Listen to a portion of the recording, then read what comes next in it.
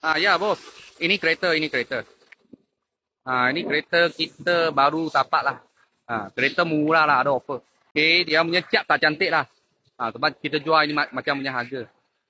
Dia punya leka tak cantik. Tapi body tak ada apa masalah lah. Sport rim semua ada. Saya sudah test. Dalam punya aircon sejuk, engine smooth. Gearbox tak ada masalah. Ini belum cuci punya. Belum cuci. Barang masih ada lagi customer punya. Dalam pun bersih lah. Bersih, belakang pun okey. Aircon ada sejuk. Lepas tu engine banyak smooth lah. Tak ada apa bunyi. Ha, Belakang pun cantik. Tapi ada kotor sikit-sikit lah. Sebab baru sampai aja mah. Belum cuci, belum buat apa. Dia punya body. Body semua okey lah. Tapi leka loh. Leka tak cantik sangat. Bubong dia leka sudah jatuh lah. Lepas tu sini ada buka sikit loh.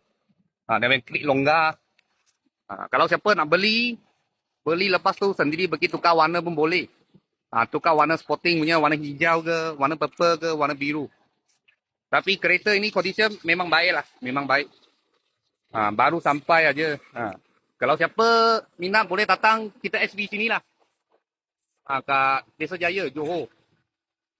Boleh datang test drive atau kontak saya pun boleh. Sebab follow saya punya TikTok pun boleh.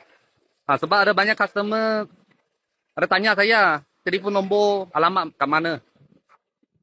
Kalau boleh you terus datang saya punya kedai terus test drive lah atau kontak saya dulu ini kereta sudah jual belum. Kalau ada apa-apa offer punya kereta saya akan TikTok lagi lah.